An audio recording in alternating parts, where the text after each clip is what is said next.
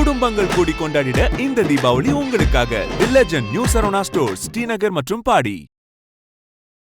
40 வருஷம் ஒருத்தர் வேலை பார்த்துருக்காருல, அதுல அவர் அம்பேத்கர்னு ப்ரூவ் பண்ணல. இன்னைக்கு காலில் எழுந்திரிச்சு உங்களுக்கு தீ குளிச்சு அவர் ப்ரூவ் பண்ணி காட்டணும் விழாவுக்கு வந்து. ஆனா நீங்க ஒரு மாசம் முன்னாடி கட் அவுட் வச்சதுனால நீங்க அம்பேத்கரியவாதி, நீங்க அம்பேத்கரின் அரசியல் புதல்வன். ஆனா ஒரு தலித்துக்கு என்ன ஸ்டேட்டஸ் வைக்கிறீங்க? ட்வீட்டில் எவ்வளோக்கு எவ்வளோ திமுக எதிர்க்கணுமோ அவ்வளோக்கு எவ்வளோ மட்டும் திமுக எதிர்த்து மக்களை ஏமாற்றி அதுக்கு அம்பேத்கர்ன்ற அந்த நீல சாயத்தை பூசி இங்கே ஒரு என்ன சொல்றது, ஒரு அருவருப்பான பொருளை ஒரு அம்பேத்கரின் கவரில் விற்க பார்க்குறீங்க. Festive sweet delights. Adyar Ananda Pawan sweets and snacks. அம்பேத்கருக்கு சம்பந்தமே இல்லாதவர்கள் மேடை ஏறி சிறுமைப்படுத்தி கொண்டிருப்பது அப்படின்றத எவ்வளோ நேரத்துக்கு பொறுத்துக்குது? தலித் மக்களை வச்சு ஒரு ஷோ பீஸாக வச்சு போட்டோ ஆப் மட்டும் தான் நடந்துகிட்டு இருக்கீங்க. அதை செய்யறது எது வெளிப்பாடு அப்படின்னா ஒரு பண்ணையார் மனநிலையின் வெளிப்பாடு. இன்னும் சொல்ல போனா நேற்று அந்த 2 வீடியோ நீங்க பாத்தீங்க, 4 பேர் ஸ்பீச்சும் பாத்தீங்க. அந்த ஃபுல் ஈவெண்ட்டை முடிச்சோன்னே உங்களுக்கு பயங்கர ஆவலா இருந்துச்சு அந்த புக்கை வாங்கி படிக்கணும்னு. ஏன்னா அந்த புக்கை பத்தி எவ்வளவு நேரம் பேசினாங்க, இல்ல இவங்க தேர்தல் அரசியல் கணக்குகளை எவ்வளவு நேரம் பேசினாங்க அப்படின்னு பாத்தீங்கன்னா அம்பேத்கர் ஒரு கேமியோ பண்ண வச்ச மாதிரி இருக்கு ஒரு விஜய் படத்துல. அப்படிதான் இருந்தது அந்த ஈவெண்ட். ஆட்சிக்கு வந்தோடனே திமுக ஏப்ரல் 14 சமத்துவ நாளாக அறிவிச்சது. அப்ப அந்த சமத்துவ நாளாக அறிவிச்சது தலித் மற்றும் அம்பேத்கரிய செயல்பாட்டாளர்கள் திமுகவுக்கு கொடுத்த பரிந்துரைகள் அழுத்தத்தில் இல்ல விமர்சனத்தில் வந்ததா, இல்ல அன்னைக்கு விஜய் ஏதாவது பண்ணி வந்ததா?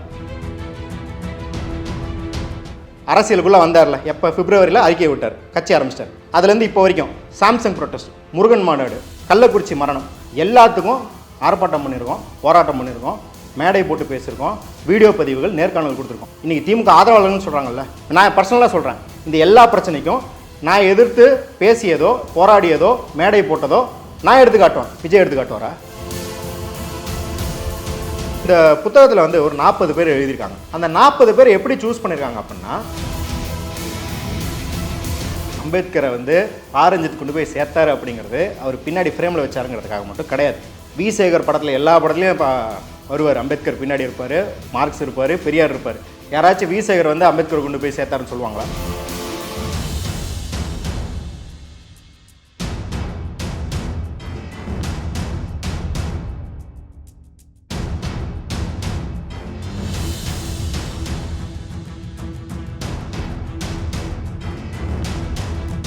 மின்னம்பலம் நேர்களுக்கு வணக்கம். எல்லோருக்குமான தலைவர் அம்பேத்கர் என்ற தலைப்பில் நூல் வெளியீட்டு விழா நடைபெற்றது. அந்த வெளியீட்டு விழாவில் நடிகர் விஜய், தமிழக வெற்றி கழகத்துடைய தலைவர் கலந்து கொண்டார்.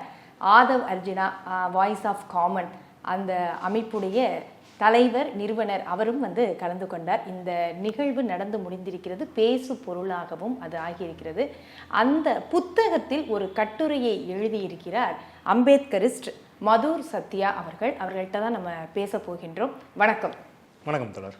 நலமா இருக்கீங்களா? நலமா இருக்கும். வாழ்த்துக்கள். உங்களுடைய கட்டுரையும் வந்து இடம்பெற்றிருக்கிறது.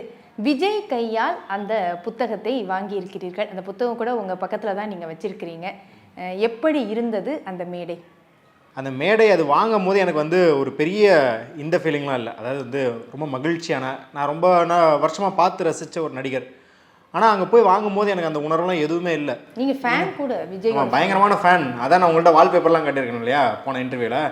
அவ்வளோ ஃபேனாக இருந்தேன். எனக்கு அங்கே போய் அந்த உணர்வே இல்லாதது காரணம், இன்னும் சொல்லப்போனால் நம்ம அங்கே ஒரு நாகரிகம், சபை நாகரிகத்துக்காக தான் வாங்கணும், இல்லைனா வாங்கியிருக்கவே மாட்டோம் அப்படின்னு உணர்ந்ததுக்கு காரணம் என்ன அப்படின்னா ஒரு அருவருப்பான ஃபீலிங். இப்போ இந்த அருவருப்புன்னு சொல்லும் போது என்ன நினச்சிக்கிறாங்கன்னா ஏதோ வக்கரமாக நடந்துருச்சு, இல்லை வந்து ஆபாசமாக நடந்துருச்சு, அது மட்டும் அருவருப்பு கிடையாதுங்க.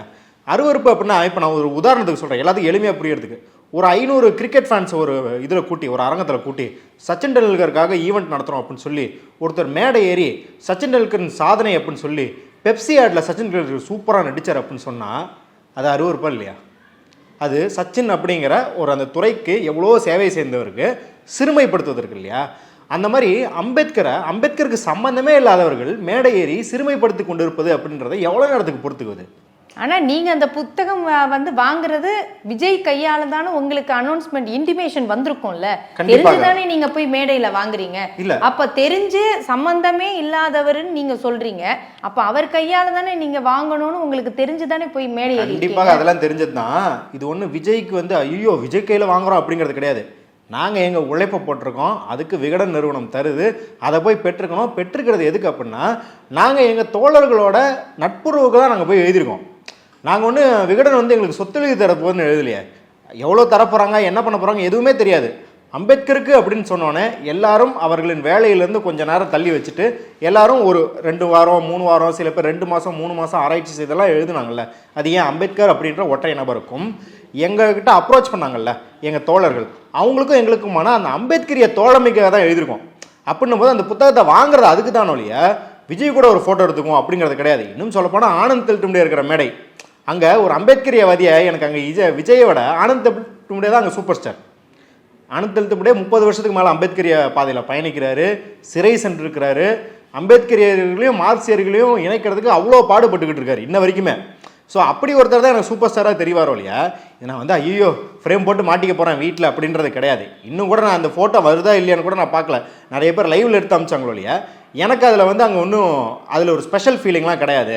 ஏன்னா அதுக்கு முன்னாடி வந்த வரைக்கும் அந்த உரைகள் வந்து டோட்டலாக அம்பேத்கருக்கு எதிராக தான் இருந்தது. அப்படின்னும் போது அங்கே வாங்குறது ஒரு சம்பிரதாயம், ஒரு நாகரிகம் அப்படின்ற முறையில் தான் நான் போய் வாங்குறேன். அப்போ பேச்சுக்கு பின்னாடி தான் உங்களுக்கு இந்த சிந்தனை வந்திருக்கு.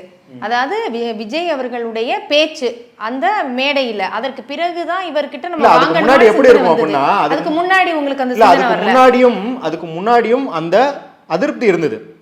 ஒரு இங்கே அம்பேத்கரிய சிந்தனையாளர் இல்லை அம்பேத்கரிய ஆளுமைனா விஜய் பெரியவரா இல்லை. ஆனால் ஒரு வாதம் என்ன வைக்கப்பட்டதுன்னா, இப்போ விஜய் வெளியிடுறாரு அதை பற்றி பேசுகிறார் அப்படின்னா நிறைய பேருக்கு போய் சேரும், அதுக்கு ஒரு பிரபல்யம் கிடைக்கும் அப்படிலாம் சொல்கிறாங்க. எனக்கு அதில் பெருசாக உடன்பாடு இல்லைனாலும் சரி அதற்காகவாவது போய் இது பண்ணுவோம், அதை பார்ப்போம் என்ன பண்ணுறாங்கன்றதை பார்ப்போம் அப்படின்னா முற்றிலும் இந்த உழைப்பை மக்களிடம் கொண்டு போய் சேர்ப்பதற்கு எதுவுமே செய்யலை. இன்னும் சொல்லப்போனால் நேற்று அந்த 2 வீடியோ நீங்கள் பார்த்தீங்க, எல்லார் ஸ்பீச்சையும் பார்த்தீங்க, 4 பேர் ஸ்பீச்சையும் பார்த்தீங்க. அந்த ஃபுல் ஈவெண்ட்டை முடித்தோன்னே உங்களுக்கு பயங்கர ஆவலாக இருந்துச்சு அந்த புக்கை வாங்கி படிக்கணும்னு. ஏன்னா அந்த புக்கை பற்றி எவ்வளோ நேரம் பேசுனாங்க, இல்லை இவங்க தேர்தல் அரசியல் கணக்குகளை எவ்வளோ நேரம் பேசுனாங்க அப்படின்னு பார்த்தீங்கன்னா அம்பேத்கர் ஒரு கேமியோ பண்ண வச்ச மாதிரி இருக்குது ஒரு விஜய் படத்தில். அப்படி தான் இருந்தது அந்த ஈவெண்ட்டு. அதனால தான் நான் சொல்கிறேன், ஒரு அம்பேத்கரியவாதியாக பயங்கர அருவருப்பாக இருந்தது. காரணம் ஒன்று, நீ அம்பேத்கரை சிறுமப்படுத்திட்டீங்க அப்படின்றது. இன்னொன்று, இதற்கு பின்னாடி இதை தொகுத்து வழங்கியவங்க, இதுக்கு எல்லா தோழர்கள் கான்ட்ரிபியூட் பண்ணவங்க, அதை திருப்பியும் சரி செய்து திருப்பியும் அதிலிருந்து ஃபீட்பேக் வாங்கி வேறு கட்டுரைகள் இன்டர்வியூக்கள் வாங்கினவங்களோட உழைப்பு இருக்கு இல்லையா, அந்த உழைப்பு வீணடிக்கப்பட்டுருச்சு அப்படின்றதான் வந்து பயங்கர. இந்த உழைப்பு நீங்க போட்ட உழைப்பு இல்ல நாங்க மேடையில வந்து சொல்லாதனாலையும் அவங்களுடைய பேச்சினாலையும் வீணடிக்கப்பட்டது இப்படி சொன்னா புத்தக வடிவில் இருக்குதே, அது என்னைக்கும் வந்து போய் அம்பேத்கருடைய அந்த வார்த்தைகள் அவருடைய வாழ்க்கை பற்றிய குறிப்புகள் போய் சேரதானே செய்யும். இல்ல இதுதான் நான் சொல்றேன். என்ன அப்படின்னா, இது நாங்கள் எழுதிட்டோம் நாங்கள் உழைப்பை போட்டோம் அப்படிங்கிறதுனால கிடையாது. இதை வந்து ஐயோ அவர் அங்கீகரிச்சிட்டாரு இல்லை என் பேரை பர்சனலாக சொன்னார் அப்படிங்கிறது கிடையாது. இப்போ இந்த புத்தகத்தில் வந்து ஒரு 40 பேர் எழுதியிருக்காங்க. அந்த 40 பேர் எப்படி சூஸ் பண்ணியிருக்காங்க அப்படின்னா, நீங்கள் உங்களுக்கு வந்து தெற்கில் இருந்த ஒரு சூரியன் பார்த்துருப்பீங்க, மாபெரும் தமிழ் கனவு பார்த்துருப்பீங்க, தமிழ் தலைவர் பெரியார், இதெல்லாம் அண்ணாக்கு கலைஞருக்கு பெரியாருக்கு எழுதுனதை பார்த்துருப்பீங்க. பல பேர் எழுதின கடிதம் கட்டுரைகள் ஒரு தொகுப்பாக இருந்தது. அதே போல் இது ஒரு தொகுப்பு. ஆனால் இது என்ன பண்ணுது அப்படின்னா, அம்பேத்கர் மரபுகளில் எல்லா வேறு சிந்தனைகளையும் ஒன்றிணைக்க ட்ரை பண்ணுது. அதாவது அம்பேத்கர் மகாராஷ்டிராவில் ஒரு மாதிரி புரிந்து கொள்ளப்படுவார், தமிழ்நாட்டில் ஒரு மாதிரி புரிந்து கொள்ளப்படுவார், தெலுங்கானாவில் ஒரு மாதிரி புரிந்து கொள்ளப்படுவார்.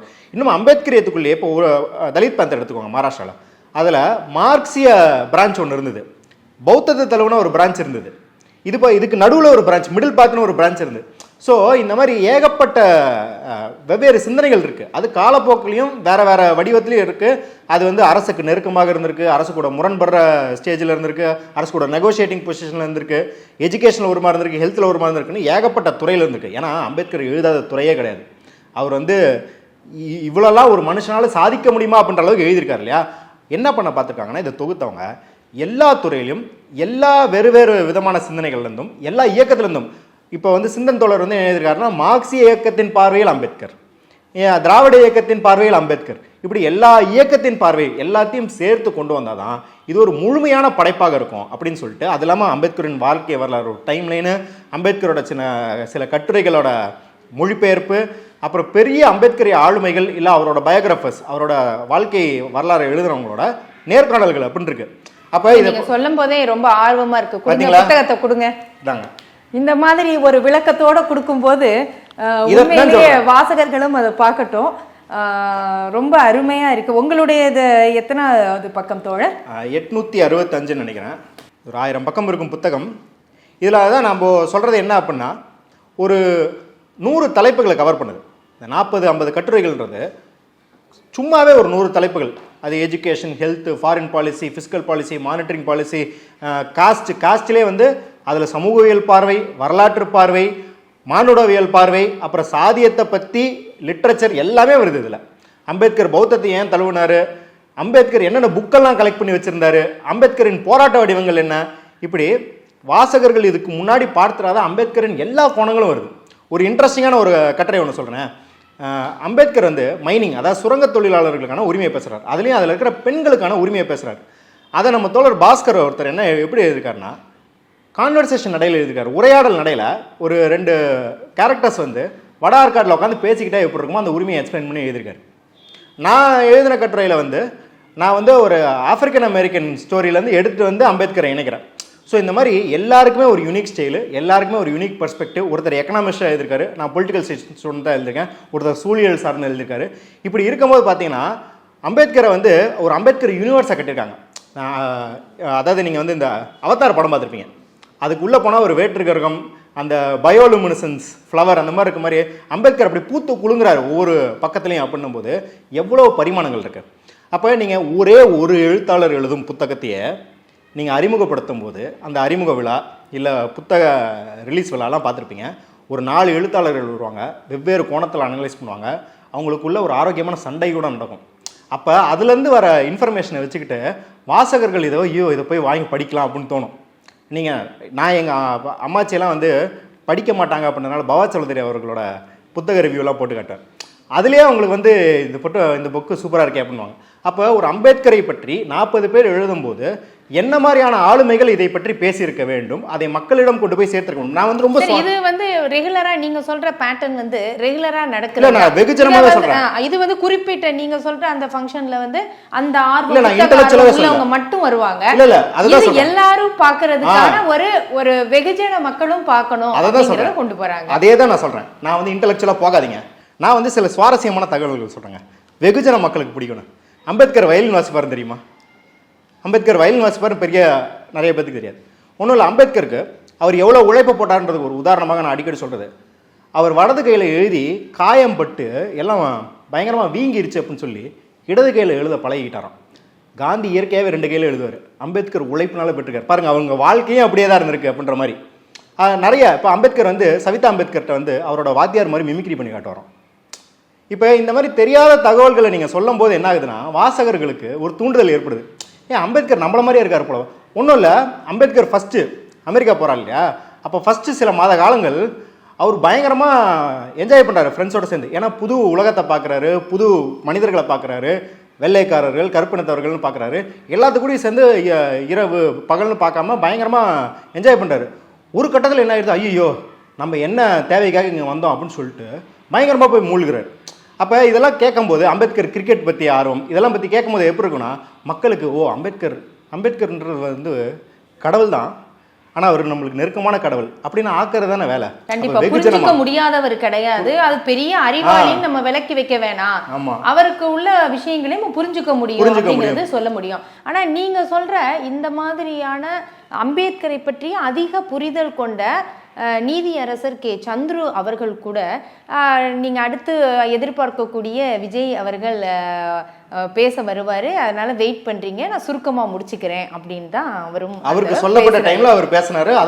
அப்போ அந்த இடத்துல விஜயோடைய முக்கியத்துவம் அப்படிங்கிறது ரொம்ப பெரிதானது தானே. அது ஏற்கனவே தான் பேசுறாங்க. இல்ல ஏற்கனவே அப்படி செட் பண்ணி, அதாவது யாராருக்கு என்னென்ன டைம் கொடுக்குறாங்களோ அது பேசுறாங்க. இப்போ என்னங்கிறனா விஜயோட வேலை என்னவாக இருந்திருக்குன்றேன். விஜயால நான் ஒன்றும் இல்லை, ஒரு ரசிகனாக சொல்கிறேன், பிகில் ஆடியோ லான்ச்சு இன்ன வரைக்கும் எனக்கு வேர்ட் பை வேர்ட் ஞாபகம் இருக்குது. அவர் எப்படி அட்லியை கலைப்பார், எப்படி ஏஆர் ரஹ்மானை கலைப்பார், எல்லாமே வந்து எனக்கு இன்னுமே ஞாபகம் இருக்குது. அப்போ விஜயோட வேலை என்னன்னா அம்பேத்கரை அப்படி போய் சேர்த்துவது தான் வேலையாக இருந்திருக்கணும். ஆனால் அங்கே விஜய் ஆகட்டும் ஆதவ அர்ஜுன் ஆகட்டும் அவர்களோட தேர்தல் கணக்கை தீக்க தான் வந்திருக்காங்க. அதெல்லாம் கூட வேணாங்க, தேர்தல் கணக்கு அந்த அரசியல் கட்சி விமர்சனம் இருக்கிறது அதெல்லாம் அப்புறம் போய்க்கலாம். அவர் என்னங்கிறாரு, ஆதவ அர்ஜுனா ஒரு 40-50 வருஷம் அம்பேத்கரிய களத்தில் வேலை பார்த்தவங்களாம் வச்சுக்கிட்டு, நாங்களாம் சின்ன பசங்க எங்களெல்லாம் மதிக்கல, ஓகே விட்டலாம், அவங்களெல்லாம் வச்சுக்கிட்டு இன்றைக்கி அரசியல் தலைவர்கள்லாம் போய் அம்பேத்கர் சிலைக்கு மாலை போடுறாங்கன்னா அது விஜய்க்கு வெற்றிங்கிறாரு. இது எந்த விதத்தில் நியாயம்? இது அவங்க உழைப்பை எவ்வளோ கொச்சப்படுத்துறதாக இருக்குது. அவங்க எவ்வளோ தியாகங்களை பண்ணி எவ்வளோ சிக்கல்களுக்குள்ள எவ்வளோ சட்ட சிக்கல்களுக்குள்ளே செயல்பட்டு இந்த சாதிய சமூகத்தில் அம்பேத்கரை கொண்டு போய் எல்லாத்துக்கும் சேர்த்துக்கிட்டு இருக்கிறாங்க. நீங்கள் ஜாலியாக போன மாதம் வந்து கட் அவுட் வச்சதுனால தான் இன்னைக்கு எல்லாரும் வந்து அம்பேத்கர் சிலைக்கு போய் மாலை போடுறாங்க. அமைச்சர்களை தானே சொல்றாரு, அமைச்சர்களே தானே சொல்றாரு, அம்பேத்கரிஸ்ட்னு சொல்லலையே. அம்பேத்கரிய வாதிகளை வந்து இன்னைக்கு போய் மாலை போடுறாங்க அந்த மாதிரி கொச்சப்படுத்தலையே. அவர் அமைச்சர் தான் நான் சொல்றாரு, நான் அமைச்சர் தான் சொல்றேன். என்ன அப்படின்னா, சரி விஜய் அரசியலுக்கு எப்போ வந்தாரு? 2024 பிப்ரவரியில் அறிக்கையை விட்டார், வச்சா மாநாடு அக்டோபரில் நடத்தினார். இப்போ 2021 ஆட்சிக்கு வந்தோடனே திமுக ஏப்ரல் 14 சமத்துவ நாளாக அறிவிச்சது. அப்போ அந்த சமத்துவ நாளாக அறிவித்தது தலித் மற்றும் அம்பேத்கரிய செயல்பாட்டாளர்கள் திமுகவுக்கு கொடுத்த பரிந்துரைகள் அழுத்தத்தில் இல்லை விமர்சனத்தில் வந்ததா, இல்லை அன்னைக்கு விஜய் ஏதாவது பண்ணி வந்ததா? அப்போ இங்கேயும் இது ஒரு ப்ராக்ரஷன். யாரோ வந்து திடீர்னு வந்து ஒன்று ஆரம்பிக்கிறது இல்லை. ஒரு 40 வருஷமும் ஒன்று நடக்குது, 41வது வருஷம் ஒரு உழைப்பில் அது இன்னொரு இடத்துக்கு போகுது, 42வது வருஷம் உழைப்பில் அது இன்னொரு இடத்துக்கு போகுது. அப்போ அது மாதிரி தான் சமத்துவ நாள்னு ஒன்று நடக்குது. அதுக்கு அடுத்து பார்த்தீங்கன்னா அவங்க அம்பேத்கரை இன்னும் கைக்கொள்கிற மாதிரி ஒரு அழுத்தத்துக்கு தள்ளப்படுது.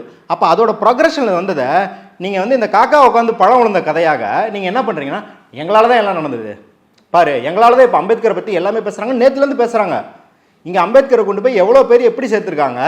இப்போ நீங்கள் ஒரு சினிமாவே பார்த்துக்கோங்க, சினிமாலே கடைசி 10 வருஷமாக ரஞ்சித் அவர்கள் அம்பேத்கரை பயன்படுத்தாத படமே கிடையாது, ஃப்ரேமே கிடையாது அப்படின்ற அளவுக்கு அவர் அம்பேத்கரை கொண்டு போய் சேர்த்துருக்காரு. ஆனால் நீங்கள் என்ன பண்ணுறீங்கன்னா, ஒரு சித்தரிப்பு இருக்கு இல்லையா, இவர் தான் அம்பேத்கரின் என்ன சொல்கிறீங்க அரசியல் வாரிசுங்கிறீங்க. அம்பேத்கருக்கு என்னங்க பண்ணிட்டார் அவர்? சரி, இந்த கிரெடிட்டை நீங்க பாரஞ்சித்துக்கு கொடுக்கறது ஏன் விஜய்க்கு கொடுக்க மாட்டேங்கிறீங்க? இப்ப பாரஞ்சித் வந்து அந்த மாதிரி ஒரு ஃப்ரேம்ல கொண்டு வரும்போது பாரஞ்சித் படத்தில் அம்பேத்கர் வருகிறார், மக்களை போய் சென்றடையுது கருத்துக்கள் அப்படின்னு பேசப்படுது. அப்ப நீங்க வந்து இவ்வளவு நாள் அம்பேத்கரியவாதிகள்லாம் பண்ணாததையா பாரஞ்சித் பண்ணிட்டாரு, அவர் மட்டும் என்ன அப்படின்னு கேட்க முடியுமா? அவரு அந்த சினிமா அப்படிங்கிறதுக்குள்ள கொண்டு போய் சேர்க்கிறாரு. அதே மாதிரி இப்போ ஒரு கட் அவுட் அவர் வச்சுட்டாரு அப்படின்னாலும் இவருக்கு இருக்கிற அந்த புகழ் அந்த வெளிச்சத்துல விஜய் அவர்கள் அம்பேத்கர் அப்படிங்கிறத கொண்டு போய் சேர்க்கிறாரு எல்லார்கிட்டையும் சொல்றதை ஏன் ஏத்துக்க மறுக்கிறீங்க? அப்படியெல்லாம் கிடையாது. அம்பேத்கரை வந்து பாரஞ்சித் கொண்டு போய் சேர்த்தாரு அப்படிங்கிறது அவர் பின்னாடி ஃப்ரேம்ல வச்சாருங்கிறதுக்காக மட்டும் கிடையாது. வி சேகர் படத்துல எல்லா படத்துலையும் வருவார், அம்பேத்கர் பின்னாடி இருப்பார், மார்க்ஸ் இருப்பார், பெரியார் இருப்பார். யாராச்சும் வி சேகர் வந்து அம்பேத்கர் கொண்டு போய் சேர்த்தாருன்னு சொல்லுவாங்களா? விரலுக்கேற்ற வீக்கம் படத்தில் பாருங்கள், எத்தனை இடத்துல அம்பேத்கர் வராருன்னு பாருங்கள். யாராச்சும் வி சேகர் போய் அம்பேத்கரை சேர்த்தான்னு சொல்லுவாங்களா? ஏன் அம்பேத்கரை ரஞ்சித் சேர்த்தாருன்னு சொல்கிறாருன்னா, அவர் பேரலாக பண்ணுறாரு. சினிமாவில் அம்பேத்கரிய கருத்தியலே பேசுகிறாரு, ஃப்ரேமில் மட்டும் வைக்கல, அவர் கருத்தியலாகவே அம்பேத்கரிய கருத்தியல் பேசுகிறாரு. பேசிட்டு இங்கே ஒரு கேப்பை ஃபைண்ட் பண்ணுறாரு. என்ன பண்ணுறாரு? இங்கே இலக்கிய செயல்பாடுக்கும் கலை செயல்பாடுக்கும் ஒன்று இருக்குது, ஒரு தேவை இருக்குது. பண்பாட்டு ரீதியாக செயல்படுறதுக்கு நீலம் பண்பாட்டு மையத்தை உருவாக்குறாரு, நீலம் ப்ரொடக்ஷன்ஸை உருவாக்குறாரு, மார்கழி மக்கள் இசை ரீதியாக உருவாக்குறாரு. அப்போ ஒரு கேப்பை ஃபைன் பண்ணி அதை ஃபில் பண்ணுறது தான் ஒரு அம்பேத்கரோட வேலை. அது இப்போ நான் மார்க்ஸாகவே சொல்கிறேன், மார்க்சியவாதிகளின் வேலையும் கூட ஒரு 100 நடவடிக்கைகள் சமூக விடுதலைக்கு தேவைப்படுது. 80 நடவடிக்கைகளோ 90 நடவடிக்கைகளோ நம்மளுக்கு முன்மாதிரியாகவும் போட்டுக்கிட்டே இருக்கிறாங்க. மிச்ச 10 நடவடிக்கைகள் ஆள் இல்லை. அப்போ அந்த கேப்பை நான் ஃபில் பண்ண போகிறேன் அப்படின்றவன் தான் ஒரு அம்பேத்கரியவாதி. அதை ரஞ்சித் செய்தார் அப்படின்றதுனால தான் அவர் அம்பேத்கரியவாதின்னு சொல்ற மொழியை ஃப்ரேம்ல வச்சுட்டாருங்கிறத யாரும் சாதி அடிப்படை சொல்ல. ஒரு தலித் வந்து அம்பேத்கரை கொண்டாடினா அது ஒரு பார்வையாகவும், நான் தலித் ஒரு அம்பேத்கரை கொண்டாடினா தலித்தா? TS ஞானவேலை கொண்டாடுறோமே, அவரை தலித்தா? இல்லை, அவர் ஜெய்பீம்னு ஒரு படம் எடுத்தாரு, அந்த படத்துல கான்ஸ்டியூஷனை தூக்கி பிடிக்கிறாரு அப்படின்றனால தான் அவரை கொண்டாடுற மொழிய. அவர் தலித்தா நான் தலித்தான்னு பார்த்தா ஜெய்பீம் படத்தை கொண்டாடணும் கிடையாது. இங்க என்ன தானே பண்ணீங்க? ஞானவேலை கொண்டாடினால தான் இன்னைக்கு அவர் வந்து ரஜினிகாந்த் அமிதாப் பச்சனே வச்சு படம் பண்றாரு. நம்ம அந்த மார்க்கெட்டுக்குள்ள போகணும். நான் என்ன சொல்றேன் அப்படின்னா, நீங்க அம்பேத்கரை பத்தி இப்ப ஆதவ அர்ஜுனா என்னன்னு பேசினாரு? அம்பேத்கரை பத்தி விஜய் வந்து வெயிட்டிங் ஃபார் விசால வந்து ஒரு கதையை கூட முழுசா சொல்ல, அவர் ஒரு கதையை மட்டும் சொன்னார். ஆதவ அர்ஜுனா என்ன, அம்பேத்கர் எலெக்ஷன்ல தோத்து போயிட்டாரு, அந்த மாதிரி யாரும் தோத்து போயிடக்கூடாதுன்னா நான் வந்து பல அம்பேத்கர்களை உருவாக்குறதுக்கான களத்தை ஏற்படுத்துகிறேன் அப்படின்னு வந்தேன். யாராச்சும் அம்பேத்கர் என்ன சொன்னார், என்ன செய்தார், அதுலேருந்து நாம் திட்டம் எப்படி வகுக்க வேண்டும். இன்றைக்கி ஒன்றும் இல்லை, இன்றைக்கி திரும்ப வந்து புக் ஃபங்க்ஷன் நடத்திருக்காரு. இப்போ அதை பாருங்கள், அம்பேத்கர் அங்கேயே ஆனந்த் தள்ளுபடி, அந்த மேடையில் ஆனந்த் தள்ளுபடி எப்படி பேசுறாரு? We are entering a life of contradiction Ambedkar சொன்னார் கான்ஸ்டியூஷனை கொடுக்கும்போது. அதாவது நம் ஒரு முரண்பட்ட வாழ்க்கைக்குள் செல்கிறோம் அப்படிங்கும்போது அதில் சமூக ஜனநாயகம்னு ஒன்று சொல்கிறாரு, அரசியல் ஜனநாயகம்னு ஒன்று சொல்கிறாரு. அரசியல் ஜனநாயகம் ஏற்கனவே அரசியலமைப்பு சாசனத்தில் நான் கொடுத்து விட்டேன், சமூக ஜனநாயகத்தை நிலைநிறுத்துவது நம் கடமை. அதற்கு என்ன தேவை என்றால் ஃப்ரட்டர்னிட்டி அப்படிங்கிற உடன்பிறப்புணர்வு, அது இல்லாததுனால்தான் நம்மளுக்கு ஃபாசிசம் வருது. அப்போ அதை கட்டமைக்கிறது தான் நம்ம வேலைன்னு அம்பேத்கரின் எழுத்துக்களிலிருந்து அம்பேத்கரின் சொல்லிலிருந்து ஒரு வேலை திட்டத்தை வைத்து அதுக்கு மக்கள்கிட்ட பிரச்சாரம் பண்ணுறாரு தெலுத்து முடியாது. அதுதான் ஒரு அம்பேத்கரி செய்ய வேண்டிய வேலை. நான் தெலுத்து முடியாத மாதிரி நீங்க பயங்கர அறிவார்ந்து பேசணும்னு சொல்ல சத்யா, இதையே கொஞ்சம் மாற்றி நம்ம பார்த்தோம்னா, அவர் எழுதியிருக்கிறாரு, அவர் நிறைய கனவு கண்டிருக்கிறார் எல்லாம். ஆனா இன்னைக்கு நிதர்சனத்துல அது நடக்குதா அப்படிங்கிற பார்வை கூட யோசிக்க வைக்கிற பார்வை தானே. இது ஒரு சிம்பிளிஃபையா கொண்டு போற வேலை தானே. இத விஜயும் செஞ்சாரு. இன்னைக்கு அம்பேத்கர் இருந்தா எதை நினைச்சு வெட்கி தலை குனிந்திருக்காரு, எதை பண்ணி, அப்ப எது இந்த இடத்துல இல்ல அம்பேத்கருடைய சிந்தனைன்னு சொல்றாரு. இது எங்க நெருடலா இருக்கு உங்களுக்கு? ஆதவ அர்ஜுனா அப்படிங்கிறவர் 2019 திமுக வேலை பார்த்திருக்காரு, 2021 திமுக வேலை பார்த்திருக்காரு, 2021 234 தொகுதியிலும் நான் வேலை பார்த்தேன் அப்படின்னு சொல்றத ஸ்லைடா போட்டு வீடியோவில் காட்டுறாரு. அப்பெல்லாம் உங்களுக்கு தலித் ரெப்ரசன்டேஷன் திமுகவில் கம்மியாக இருக்குது அப்படின்னு தெரியல. அது உங்களுக்கு உகந்ததாக இருக்குது. 2023 எண்டு வரைக்குமே உகந்ததாக தான் இருக்குது. 2024 உங்களுக்கு சீட்டு தரலன்னு உங்களுக்கு தலித் ரெப்ரசன்டேஷன் பற்றி பிரச்சனை வருது அப்படின்னா உங்களுக்கு நிஜமாலுமே அக்கறை தலித்து மலையா? ஒரு ஆதிக்க சிந்தனை கொண்டவங்க எப்பயுமே நான் என்ன சொல்லுவேன்னா, அது வேங்கை வேலாகட்டும், மேல்பாதி ஆகட்டும், இந்த பிரச்சனைகளுக்கு பேசுகிறாங்கல்ல, இது இப்போது தலித் செயல்பாட்டாளர்கள், அம்பேத்கரிய செயல்பாட்டாளர்கள், இல்லை அங்கே வேலை பார்க்குற தீண்டாமை ஒழிப்பு முன்னணியை சேர்ந்தவங்க, இவங்கெல்லாம் குரல் எழுப்புறது அப்படிங்கிறது இவங்க இதுக்கு மட்டும் குரல் எழுப்பல. அவங்க அசம்பாவிதம் நடக்காத போதும் தலித் பிரச்சனைகளை பேசிக்கொண்டே இருக்கிறார்கள். அசம்பாவிதம் நடக்கும்போது அதையும் சேர்த்து இதையும் சேர்த்து ஒரு இன்னும் சக்தி வாய்ந்த குரலாக அரசின் முன் வைக்கிறாங்க. நீ என்ன பண்ணுறனா வேற எந்த பிரச்சனையும் பேசாமல், தலித்துகளுக்கு அன்றாட வாழ்க்கையில் என்ன பிரச்சனை இருக்குது அப்படின்னு பேசாமல் நீ என்ன பண்ணுற அப்படின்னா ஒரு சென்சேஷனலான தலித் இஷ்யூ அப்படின்னு நீ நினைக்கிறீங்கள, அதை மட்டும் வச்சுக்கிட்டு தலித்துகளை உன் வாக்கரசியலுக்கு பகடக்காயாக வைக்குது. ஒன்றுமே இல்லை. இப்போ நான் சொல்கிறேன், விஜய் அவர்கள் வேங்கைவேல் எடுத்து பேசுகிறார்ல, வேங்கைவேல் நடந்தபோது எங்கே இருந்தார்? அவர் என்ன ஃபாரின்ல இருந்தாரா? இப்போ வேங்கைவேல் நடந்தபோது நாங்களாம் பேசணும்ல, விசிகா அந்த டேங்கை உடைக்கணும்னு போராடிச்சுல, டைஃபி போராடிச்சுல, அதுக்கெல்லாம் நாங்கள் ஆதரவு போராட்டம் பண்ணோம்ல, எங்கே போனார் விஜய்? அப்போ அரசியல் இதுக்குள்ள உள்ள வரல அவரு, அதனால ஒரு நடிகரா இருக்கிறதுனால அமைதியா இருந்திருக்கலாம். நான் என்னங்கிறேன், அரசியலுக்குள்ள வந்தார்ல எப்ப பிப்ரவரியில் அறிக்கை விட்டார், கட்சி ஆரம்பிச்சிட்டார்.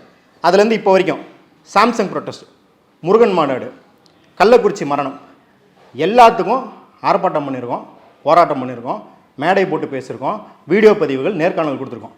இன்னைக்கு திமுக ஆதரவாளர்கள்னு சொல்றாங்கல்ல, நான் பர்சனலாக சொல்றேன், இந்த எல்லா பிரச்சனைக்கும் நான் எதிர்த்து பேசியதோ போராடியதோ மேடை போட்டதோ நான் எடுத்து காட்டுவேன். விஜய் எடுத்து காட்டுவாரா?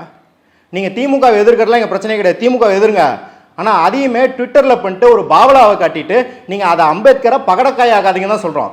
நீங்கள் அம்பேத்கரை வச்சு திமுக எதிர்க்கிறனா நிறைய விமர்சகர்கள் இருக்காங்களே. இங்கே ஒரு தலித் பார்வையாளர்கள் எத்தனை பேர் அம்பேத்கரிய பார்வையிலேருந்து திமுக அழுத்தம் கொடுக்குறாங்க, அதுலேருந்து திமுக ஒரு நடவடிக்கையை செஞ்சோன்னே அதுக்கப்புறம் அதை வெற்றியாக கொண்டாடுறாங்களா இல்லையா? நீங்கள் அந்த மாதிரி பண்ணிக்கிட்டு இருக்கீங்களா? நீங்கள் அப்படிலாம் பண்ணல. தலித் மக்களை வச்சு ஒரு ஷோ பீஸாக வச்சு ஃபோட்டோ ஆப் மட்டும் தான் நடந்துக்கிட்டு இருக்கீங்க. அதை செய்கிறது எது வெளிப்பாடு அப்படின்னா ஒரு பண்ணையார் மனநிலையின் வெளிப்பாடு. ஏன் அதை சொல்கிறேன் அப்படின்னா, உங்களுக்கு அந்த மேடையில் 2 பேருமே திருமாவர்கள் வருவதில்லை, இல்லை வரல அப்படிங்கிறது, ஆனால் அவரோட மனசாட்சி இங்கே தான் இருக்குன்னு பேசுகிறாங்க. முதல்ல அவர் அறிக்கையை விட்டார், எனக்கு வர விருப்பம் இல்லைன்னு. அதுக்கப்புறம் இதை சொல்கிறதே எவ்வளோ ஒரு, நான் சாதிய மனநிலைன்னு கூட சொல்ல, ஒரு பேட்டர்னைசிங். அவருக்கு யோசிக்க தெரியாது, நான் அவரோட மனசாட்சியாக சொல்கிறேன் அப்படிங்கிறதே ஒரு இன்சல்ட் ஒரு பெரிய தலைவருக்கு. விஜயகாந்தோ இல்லை கமலஹாசனோ கூட அந்த வேலையை பார்த்தது கிடையாது. ஆனால் நீங்கள் வந்தவொடனே இதை பண்ணுறீங்க, அதுவே ஒரு பெரிய தப்பு. ஆனால் இப்போ எப்படி சித்தரிக்கிறீங்கன்னா பாருங்கள், இல்லை நீங்கள் அந்த இடத்துல கூட அவர் சொல்லும் போதும் மனசு முழுக்க இங்க தான் இருக்குது, திருமாவர்களுடைய மனசு அங்கலன்றாரு. நீங்க என்ன மனசு அப்படி விஜய் சொல்லும்போது விசிகாவோட துணை பொதுச் செயலாளர் அங்க சொல்றேன், அவருக்கு அவரும் ஆமான்னு தான் சொல்றாரு. நான் சொல்றேன்ல, ஆதவ அர்ஜுனாக்கு திருமா மேலாம் அக்கறையும் கிடையாது, எதுவும் கிடையாது, அவர் தலித் மேலாம் அக்கறை கிடையாதுங்கிறேன். அதுதான் அதுக்கு வெளிப்படையா என்ன காரணம் அப்படின்னா, இப்ப பாருங்களேன், திருமா அவர்கள் 1980களின் பிற்பாதியிலிருந்து தலித் பேந்தராக வேலை பார்த்து பல கிராமங்களில் அம்பேத்கர் பெயரில் பாடசாலை ஆரம்பிக்கிறார், லீகல் எய்ட் சென்டர் ஆரம்பிக்கிறாங்க, கிராமமாக போய் அம்பேத்கரை பரப்புகிறாங்க, படிப்பறிவு கொடுக்குறாங்க, அவங்களுக்கு சட்ட உதவி செய்கிறாங்க. பல கிராமங்களில் பிசிஆர் சட்டத்தை எடுக்கலாம், அதுக்கு போராட்டம் பண்ணுறாங்க, அதுக்காக இவங்களும் வழக்கு வாங்குறாங்க. போலீஸ் வன்முறையை நடத்துது இவங்க மேலே, போலீஸ் மிரட்டல் விடுது. அதையெல்லாம் தாங்கிக்கிறாரு. ஒரு ஏழ்மையான குடும்பத்துலேருந்து வந்தாலும் அரசு உத்தியோகம் இருக்கு இல்லையா, அதை உதறி தள்ளிட்டு வராரு அரசியலுக்கு அவர். அப்படி இருக்கிற ஒருவர் பொடா சட்டத்தில் கைதியாகிறாரு, எம்எல்ஏ ஆகி கொள்கைக்காக அந்த எம்எல்ஏ பதவியை தூக்கி போடுறாரு. இத்தனை தியாகங்களை செஞ்சு 40 வருஷம் ஒருத்தர் களத்தில் நிற்கிறார். உங்களுக்கு அவர் மேலே விமர்சனம் இருக்குன்னு வச்சுக்கலாம். திமுக விலை போயிட்டார் நீங்கள் சொல்கிறீங்களா, அதெல்லாம் கூட வச்சுக்கலாம். 40 வருஷம் ஒருத்தர் வேலை பார்த்துருக்காருல, அதில் அவர் அம்பேத்கர்னு ப்ரூவ் பண்ணல. இன்னைக்கு காலில் எழுந்திரிச்சும் உங்களுக்கு தீ குளிச்சு அவர் ப்ரூவ் பண்ணி காட்டணும் இந்த விழாவுக்கு வந்து. ஆனால் நீங்கள் ஒரு மாதம் முன்னாடி கட் அவுட் வச்சதுனால நீங்கள் அம்பேத்கரியவாதி, நீங்கள் அம்பேத்கரின் அரசியல் புதல்வன். ஆனால் ஒரு தலித்துக்கு என்ன ஸ்டேட்டஸ் வைக்கிறீங்க? அப்போ நீங்கள் தலித்துக்கு அதிகாரம்னு சொல்கிறீங்கல்ல, முதல்ல நீங்கள் மதிக்கிறேன்னு சொல்கிற ஒரு தலித் தலைவர் இருக்கார்ல, அவர் எப்படி மதிக்கிறீங்கன்றதை நீங்கள் சுயபரிசோதனை பண்ணி பார்க்கணும். திரும்ப இதுக்கு வந்திருக்கணும். அவர் அம்பேத்கரை புறக்கணிச்சார் திரும்ப சொல்கிறதுக்கு நீங்கள் யார்? உங்களுக்கு என்ன தகுதி இருக்குன்னு கேட்குறேன். அதான் அம்பேத்கருடைய விழாவை புறக்கணிக்கக்கூடிய அளவுக்கு கூட்டணி சார்ந்து அவருக்கு எவ்வளவு நெருக்கடி இருக்கும் என புரிந்து கொள்கிறேங்கிற மாதிரி அவர் அதை சொல்கிறாரு. அதை தான் சொல்கிறேன். நான் என்ன கேட்டேன்னா, உங்களுக்கு அம்பேத்கர் அப்படிங்கிறவர் ஒரு இமேஜ். நீங்கள் அம்பேத்கரை பற்றி ஏதோ எங்கேயோ கேள்விப்பட்ட கதை மாதிரி ஒரு வெயிட்டிங் ஃபார் விசான்னு ஒன்று எழுதியிருக்காரு, அதுக்கு இந்த தலைப்பு வச்சுருக்காரு. அது சொல்கிறதே பாருங்களேன், ஏதோ கார்ட்டூன் புக்கு படிச்சன்ற மாதிரி சொல்லிட்டு போகிறாரு. ஆனால் அவர் அம்பேத்கரை உள்வாங்கி தினசரி வாழ்வியலாக வாழ்கிறவர். அந்த தலைமை பண்பு வச்சு ஒன்றும் இல்லை, அமைப்பாய் திரள்வோம்னு அவ்வளோ பெரிய புக் இருக்குது. அதில் இருக்கிற ஒரு கட்டுரையை கூட இவங்க 2 பேரால் புரிஞ்சுக்க கூட முடியாது. ஏன்னா அது பேச்சிலே வெளிப்படுது. நான் என்ன சொல்கிறேன்னா, நீங்கள் வந்து ஊழல் ஒழிப்போன்னு பேசுங்க, வாரிசு அரசியல் என்ன வேணாலும் பேசுங்க, திமுகவை எதிர்த்தே பேசுங்க. ஆனால் அது எதையாவது அம்பேத்கர் கூட கனெக்ட் பண்ணாங்களான்னு பாருங்களேன். அம்பேத்கர் கூட மேப்போக்கா அவர் சாதியை ஒழிச்சார். சாதியை எப்படி ஒழிக்க சொன்னார், ஏன் ஒழிக்க சொன்னார், ஏதாவது செயல் திட்டம் இருக்கா?